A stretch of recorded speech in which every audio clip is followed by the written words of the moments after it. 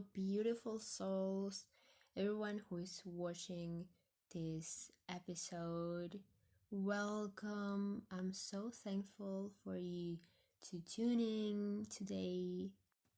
In this new episode, we're going to talk about a very interesting topic. And to be honest, I consider this a very important topic because as we are growing, developing, and expanding in this society, we are learning more things about ourselves and the world.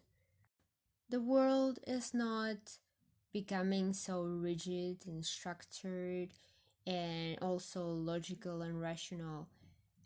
Nowadays, we have more creativity, more spontaneity in the society, and this is not a bad thing. This is actually a very good thing.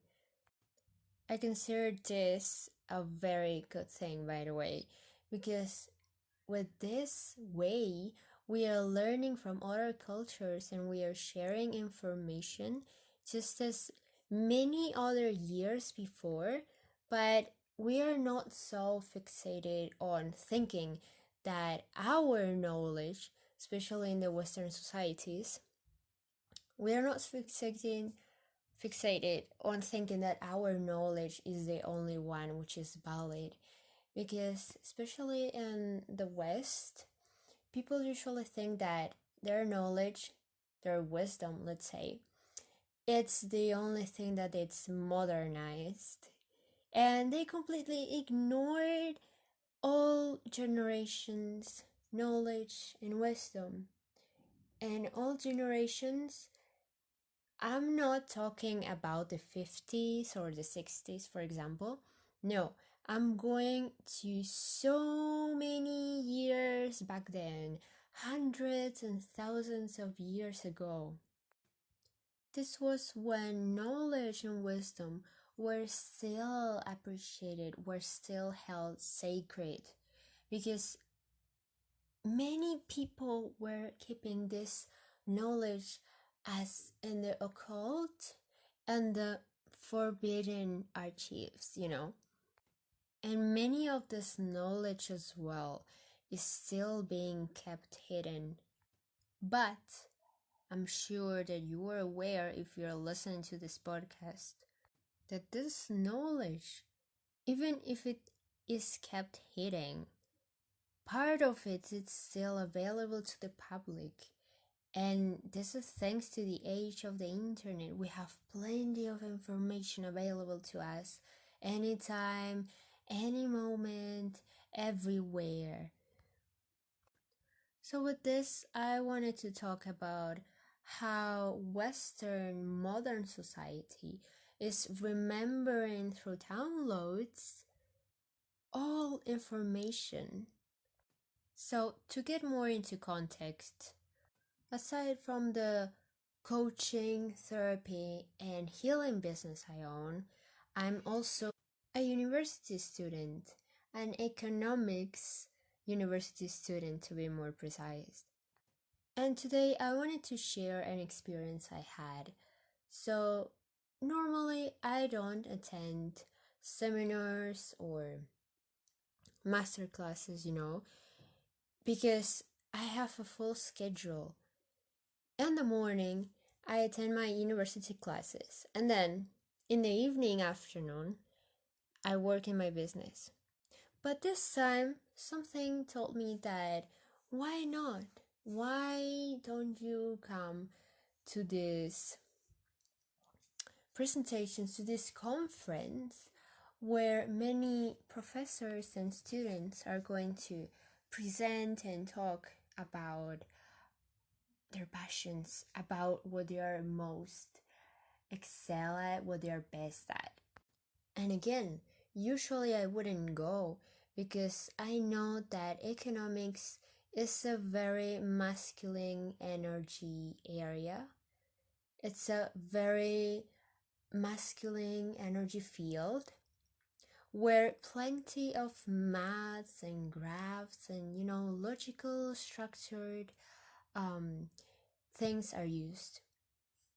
But in this case, it wasn't the typical economics field branch, to be honest, branch. Yeah, it wasn't the Keynesian neoclassical perspective of economics, it was the Austrian one. And for those who don't know the Austrian School of Economics, which I'm going to talk in some time now, it's a very interesting perspective. It's a very interesting one, way more interesting than the neoclassical way of saying economics in the modern world. And this is something that usually neoclassical economics doesn't mention, but it's about determinism and free will, going to the metaphysics and philosophy. And why did I want to talk about this? Well, I think it's very closely linked to spirituality, to this new age movement people are into. And I found this correlation because, as mentioned before, people are remembering the old wisdom within. So, for those who are new to this Austrian theory of economics, let's just review some key points that make it different from other branches and or perspectives. In the first place, we have the intellectual modesty versus the intellectual arrogance found in modern society, usually and so often, and the intellectual modesty in the Austrian School of Economics, which is the consideration that the human being, the man, cannot reach all information, all truth, all universal truths in every single perspective, which it would be true in a way, because as human beings, we are learning, growing, and expanding every minute, every second, every hour, every day. And even though there is a state of consciousness where you can be aware of your own perspective and other people's perspectives and thoughts, it's not something to believe, I think, that you know all the ultimate truth and that's it. And there's no other way, because your ultimate truth is the only possible perspective in reality. When in truth, that's not true. We have many perspectives, many opinions. We have as many perspectives as opinions as humans on Earth. So to know that human beings, in a way, have limits in their knowledge, in their evolutionary path. This is one of the basics of the Austrian evolutionary theory. So what is mostly believed in the usual economics is that the ideas are static, and the graphs to calculate the perfect competition, the perfect price, or anything like that. Then the second point, super important, is the idea of change and the time in the human evolution. I want to say only human, but let's focus on Earth right now.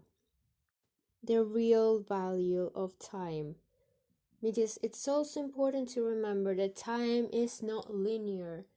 Time is more going into circles, like the past, present, and future are coexisting at the same time.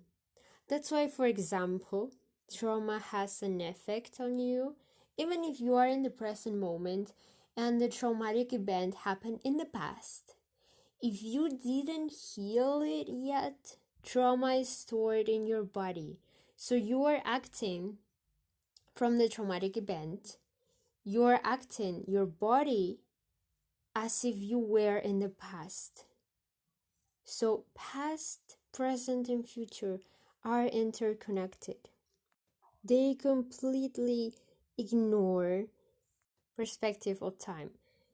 For you to make and understand it better, let's put an example.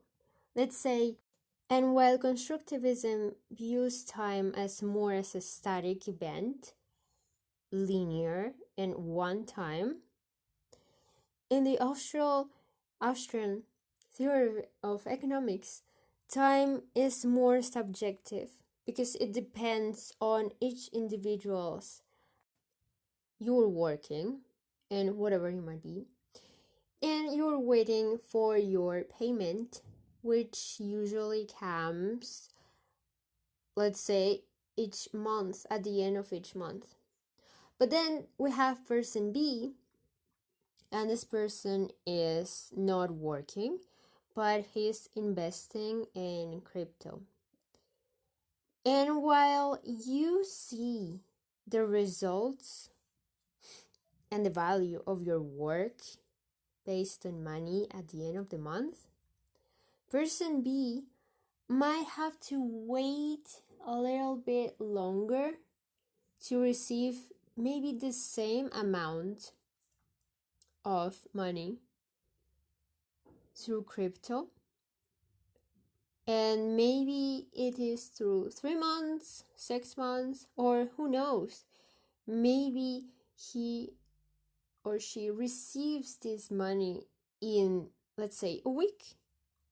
So these are two different types of valuing the same goal, the same amount of money, but in a different perspective of time. Another good example we can think about this to put more into perspective is this situation that happens to many of us, I would say all of us, that when we are enjoying an activity, when we are enjoying doing something like reading or doing sport, I don't know, dancing, listening to music, creating art, have you noticed that time seems to pass faster than when we are bored in a class or listening to someone we usually don't pay much attention to? And time here just pass slower. This is another perception of time we can take into account. So the third point is basically one of my favorites, because in the Austrian Theory of Economics, they take at the center the analysis of the man, of the human being, and the action that they develop. And from these human actions, many new things appear, such as spontaneous orders or social institutions. However, in the structured society in constructivism, we see the opposite thing, that is objectivism. This belief is based on the thinking that the science is the only thing that can be developed through the pace of objective knowledge. And because of this, we apply the scientific beliefs into, let's say, everything in society, with the area of natural sciences and mathematical calculations. With this, we totally ignore the theory of human action and the theory of entrepreneurial creativity. Creativity, it's found in every human being. We take actions in our everyday lives and we use creativity to solve our problems and our challenges. And what this rational mind patterns fail to see is this creativity that humans have, this spontaneous ability to solve things, to just invent and create new ideas for the problems that we face in our daily lives. Without this, we wouldn't have the inventions that we are currently using and utilizing in our daily lives. From phones to cars to the wheels, everything is due to human creativity. So the fourth point in the Austrian Theory of Economics and in constructivism. In the Austrian Theory of Economics, there's the study of the spontaneous orders and the general laws, and by the way, abstract laws that they regulate. So this means that these orders are the result of human action and creativity. And they're super important for the correct, for the healthy development of life in society. And these orders from human action, they are the main cause of the apparition of the main traditions and social institutions we find in society. Then we have the opposite in constructivism, which is a belief more centered in organization and mandates. This means that these are based on the development and the study of the organizations only created by man, and of course the mandates that regulate them. They also take into account that society must function only and only with a hierarchy, a system of hierarchy. There's the politics, and then the bosses, and then you are, the slave, and the working society. It's a pyramidal system, and this is the only way. Like, there's no other way for society to function, which I believe it's quite a very limited programming conditioned that we are based in society, mainly in education. Like, we are taught that things are like that and there's no other way around it. It has been through years like that, and there's no other way. Creativity is not grown, it's not developed. The next point, pay special attention because it's also one of my favorites. So it's basically the search of general principles and, abstract principles, learning more into philosophy. And so with this, laws of economic tendencies, trends. So I'm sure you just heard this bunch of words and you're not probably understanding the meaning. But basically, this search of laws, they allow human beings to function in society with the most freedom as possible, without putting any limitations, any limits to individuals. And with this, you actually allow individuals and groups to create social orders. But this doesn't mean that social orders or social institutions are bad or negative. It means that they are cooperating and helping each other and the process of human action and creativity.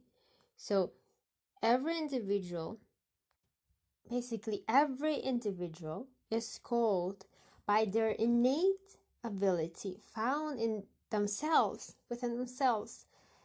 They are called to help each other as they help themselves.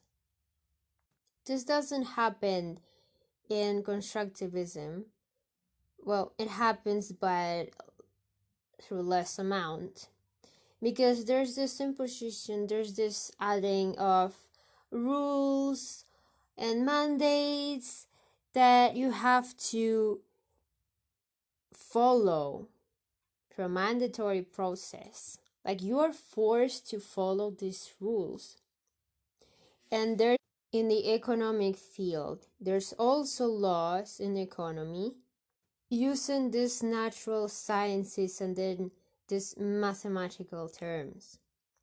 So the adding of these rules and mandates, they limit the individual freedom. They limit the natural development, the natural evolutionary development of human beings in society.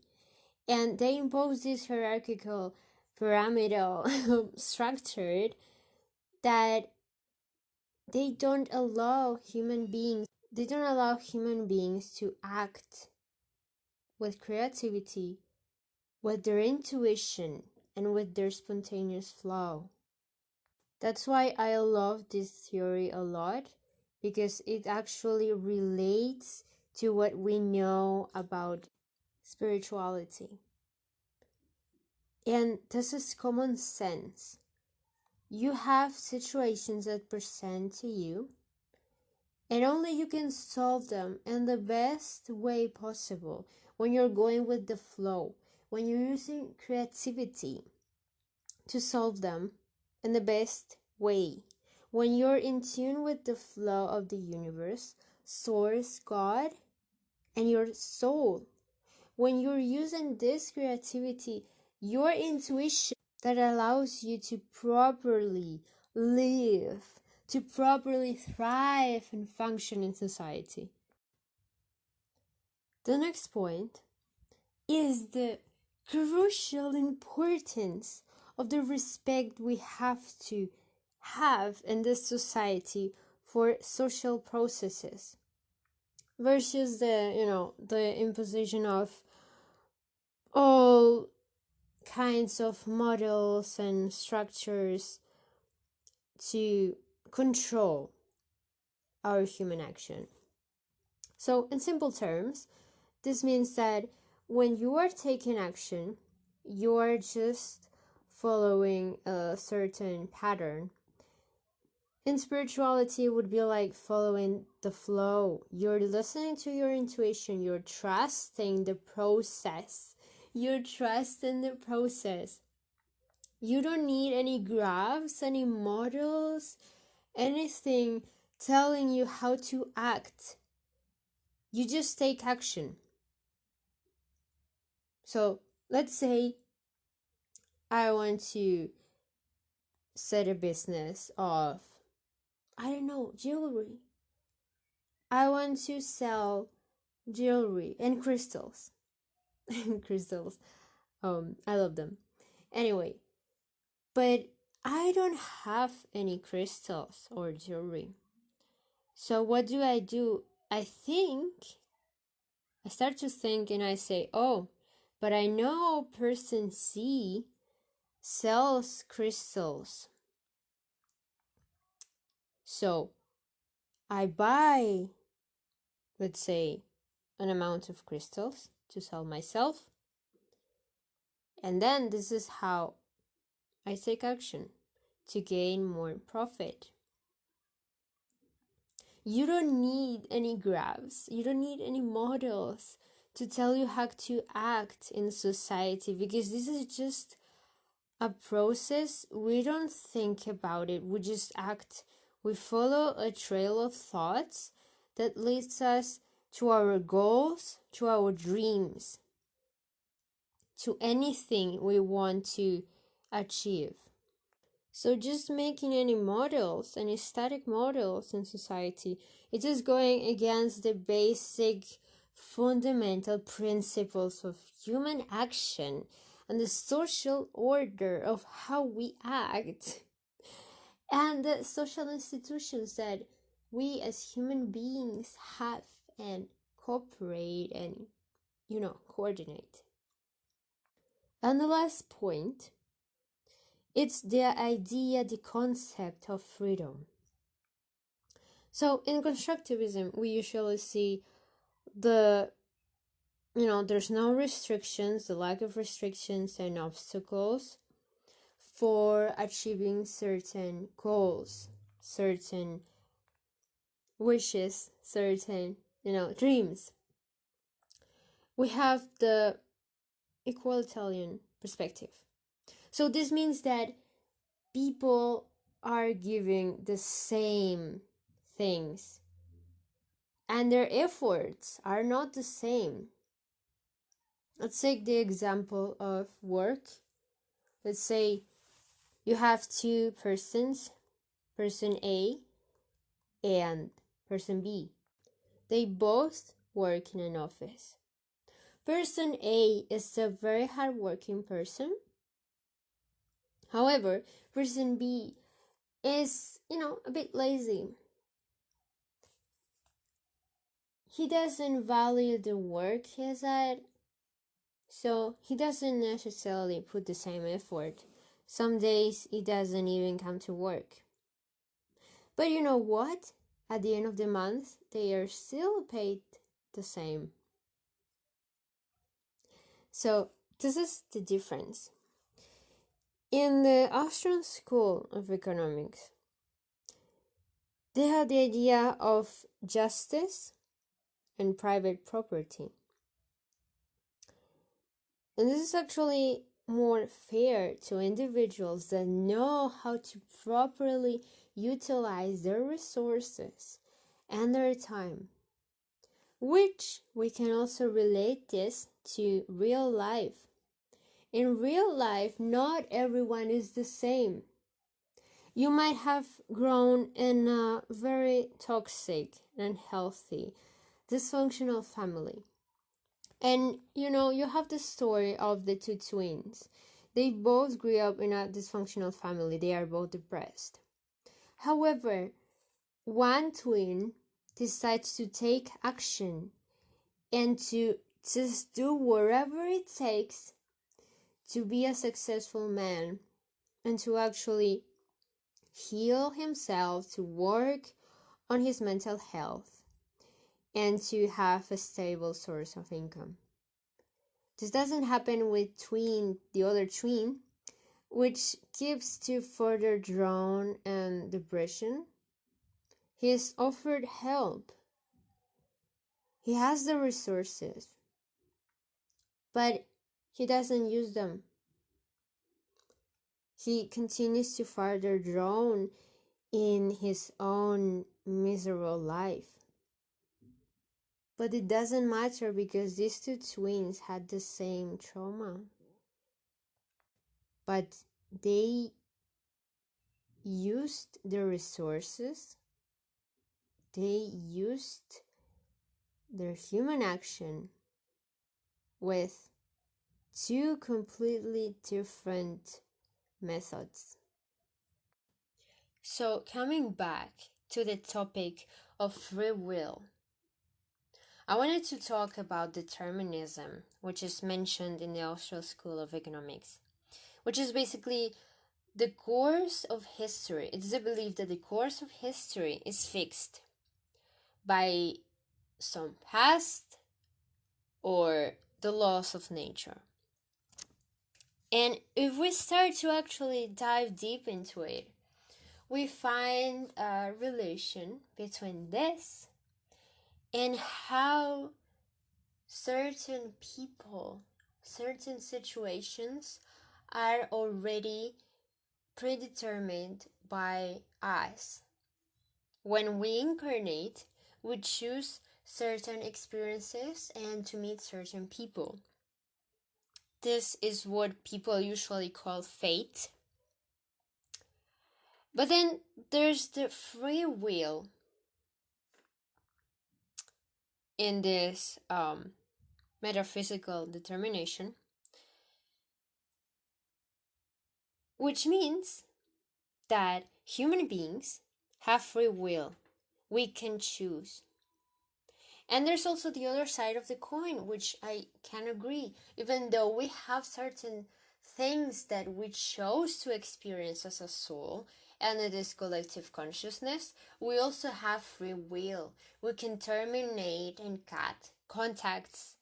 We can terminate contracts and any other thing that we chose to experience. We can always say, hey, no, I can't end this. I don't want to experience this anymore. And we can quantum leap to another frequency, which is basically choose a different timeline. If you're experiencing suffering in this timeline, you can choose a timeline in your reality where you have happiness or where you're experiencing financial abundance. And one of the keys to quantum leap is to basically reprogram and to reframe your subconscious mind because it's so freaking powerful.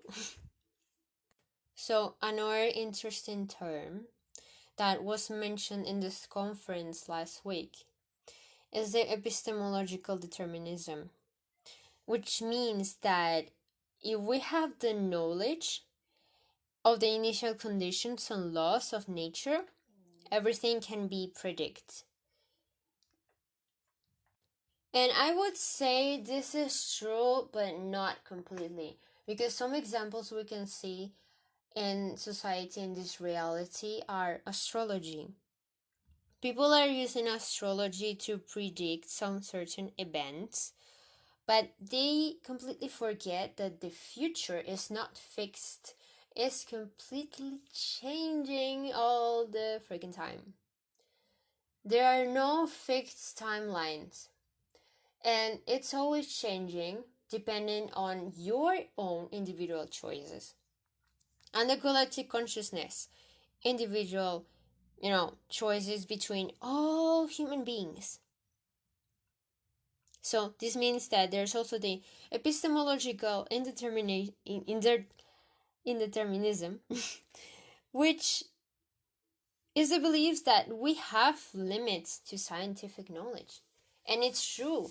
Human scientists on Earth, they don't know everything. They still have a lot to learn, in fact. So, in this duality of reality, I can say that we can agree that there's also a third concept, that there's a metaphysical dualism, which basically includes that we have free will in the metaphysical sense, and at the same time, we have the lack of knowledge of how ideas are formed in mind.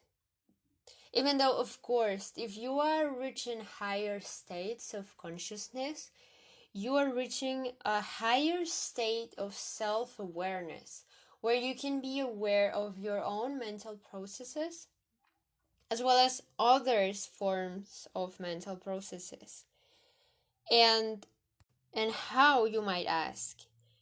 Well, one of the things we know that is happening is basically through telepathy, which is becoming more and more common nowadays. And with time, remember the discussion about time. Time is subjective. We have, let's say, two types of it. We have the time of physics, and then we have the time of memories, which depends on our actions. And as economist Mises said, acting provides the value of time. So it's how you take action, how you value time. You cannot comprehend human history through some economic models or some graphs or some formulas, because there's so much to understand for the human mind that we are yet to know, we are yet to discover. So, I really hope you enjoyed this episode. Please tell me what you think. Like, I'm super excited by new topics coming to Earth, by downloads that we're getting daily, and new ideas are shared, and the information is not so structured. Like, we are basically finally understanding that we are not made to coexist in a society full of rules and limitations. We are free human beings, free cosmic multidimensional beings. And it is our right to reclaim our sovereignty and our true power and potential. Please don't forget to follow and subscribe if you're in YouTube watching this. If you enjoyed this episode, I really appreciate it. Thank you so much again for tuning in, and see you in the next episode.